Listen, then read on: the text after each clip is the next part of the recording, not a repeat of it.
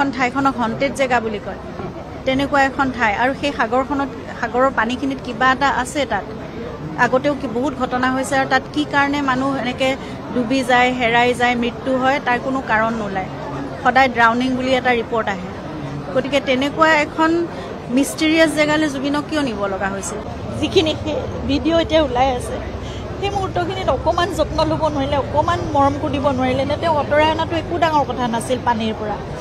সেইখিনি কিয় নকৰিলে মোৰ মানে কথাটো বুজি নাপাওঁ মই সেইকাৰণে মই এইবোৰ কথা জানিব লাগে মই সেইকাৰণে বিচাৰিছোঁ যে ন্যায় হওক বিচাৰ হওক আমি তেনেকুৱা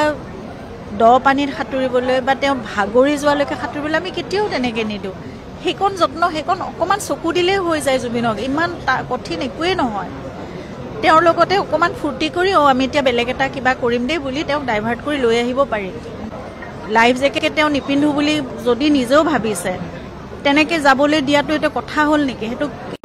মানে মানুহে কেনেকৈ কৰিব পাৰে মই আৰু তাতে মই শুনিছোঁ সেই ঠাইখনলৈ যিটো লেজাৰাছ আইলেণ্ড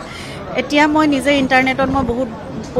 পঢ়ি চাইছোঁ যে লেজাৰাছ আইলেণ্ড আচলতে আগৰ ছিংগাপুৰৰ এখন কোৱাৰেণ্টাইন আৰু যিবোৰ মহামাৰী হৈছিল সেইসকল ৰোগীৰ কাৰণে সেইটো কোৱাৰেণ্টাইন স্পট আছিল আৰু তাতে তাক চিমেট্ৰি হিচাপে ইউজ কৰা হৈছিল গতিকে মোৰ বহুত প্ৰশ্ন আছে মই এই গোটেই প্ৰশ্নবোৰ এই ন্যায় মই বিচাৰোঁ